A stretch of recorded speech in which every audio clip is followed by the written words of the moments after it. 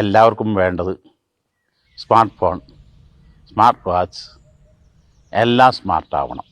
എന്നാൽ ആദ്യകാലങ്ങളിലൊന്നും, ഞങ്ങളുടെ കുട്ടിക്കാലങ്ങളിലൊന്നും സ്മാർട്ട് ഫോണും സ്മാർട്ട് വാച്ചും ഇല്ലായിരുന്നുവെങ്കിലും ആ ഒരു സ്മാർട്ട്നെസ് ഉണ്ടായിരുന്നു.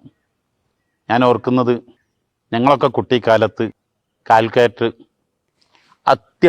അപൂർവമായൊരു സംഭവമായിരുന്നു. ഞാൻ ആദ്യമായിട്ട് കണ്ടത് 1979 ഉപ്പ വിദേശത്ത് പോയി വന്നപ്പോൾ കൊണ്ടുവന്ന കാൽക്കുലേറ്റർ. അന്നത് കാണാൻ ധാരാളം ആളുകൾ വന്നിരുന്നു. പക്ഷേ അന്നൊക്കെ കണക്ക് മനക്കണക്കായിട്ട് എല്ലാവരും പെട്ടെന്ന് കണക്കൂട്ടി പറയുന്നു. ഇന്നാവട്ടെ തൻ്റെ കാൽക്കുലേറ്റർ ബാറ്ററി തീർന്നു പോയി, തൻ്റെ ഫോണിൻ്റെ ചാർജ് തീർന്നു, അല്ലെങ്കിൽ നഷ്ടപ്പെട്ടു പോയി, ജീവൻ പോയ ശവത്തെപ്പോലെ നിർജീവമായി മാറുകയാണ്. എൻ്റെ കുട്ടിക്കാലത്ത് മദ്രസയിൽ 3-ാം ക്ലാസ്സിൽ പഠിക്കുമ്പോൾ ഒരു വളരെ പ്രായം ചെന്ന ഒരു കാരണവരുണ്ടായിരുന്നു. അവരോട് ടൈം ചോദിച്ചാൽ തിരിച്ച് ചോദിക്കും, സ്റ്റാൻഡേർഡ് ടൈമാണോ ഉറൂബ് ടൈമാണോ. അദ്ദേഹത്തിൻ്റെ കയ്യിൽ വാച്ചോ ഫോണോ ഒന്നുമില്ല. എന്നാൽ സ്റ്റാൻഡേർഡ് ടൈമും പറയാൻ കഴിയും, ഉറൂബ് ടൈമും പറയാൻ കഴിയും.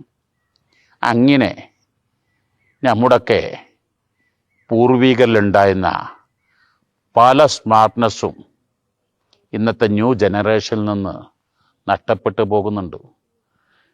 സ്മാർട്ട് എന്ന് പറഞ്ഞാൽ ഞാൻ പലപ്പോഴും കുട്ടിയോട് പറയാനുള്ളത് 5 അക്ഷരങ്ങളാണ്. SMART. സ്മാർട്ടിൽ ആദ്യമായിട്ട് സിൻസിയാരിറ്റി വേണം. എന്ത് പ്രവർത്തനെങ്കിലും ആത്മാർത്ഥത വേണം, നിഷ്കളങ്കത വേണം. മൊറാലിറ്റി, ഒരു ധാർമ്മികതയിൽ പടുത്തുയർത്തപ്പെട്ട ജീവിതമായിരിക്കണം. അഫെക്ഷൻ, ഒരനുകമ്പയും സ്നേഹവും അവൻ്റെ ജീവിതത്തിൻ്റെ ഒരു ഭാഗമായി മാറണം. 6 റെസ്പോൺസിബിലിറ്റി. Time management. അപ്പോൾ ടൈം മാനേജ്മെൻറ്റിലൂടെ റെസ്പോൺസിബിലിറ്റിയോട് കൂടെ അഫെക്ഷനും സിൻസിയാരിറ്റിയും മൊറാലിറ്റിയും ഉള്ള മനുഷ്യൻ സ്മാർട്ട് ഫോണും സ്മാർട്ട് വാച്ചും ഇല്ലാത്ത ഉള്ളവരെക്കാൾ വളരെ കൂടുതൽ സ്മാർട്ട്നെസ് അവരിലുണ്ടാകും. അവർ വളരെ മികച്ചവരായിരിക്കും. ഇതെല്ലാം എൻ്റെ ജീവിതത്തിലുണ്ടോ ഇല്ലേ എന്ന് ഞാൻ എന്നിൽ അർപ്പിതമായ ദൗത്യം, അത് ഏൽപ്പിച്ച വിധം ഞാനത് പൂർത്തീകരിക്കുന്നുണ്ടോ, എനിക്ക് എത്ര മാർക്ക് കിട്ടും. അങ്ങനെ 5ലും നമ്മുടെ മാർക്കൊന്ന് വിലയിരുത്തി, നമ്മുടെ സ്മാർട്ട്നെസ് ഒന്ന് വിലയിരുത്തുക.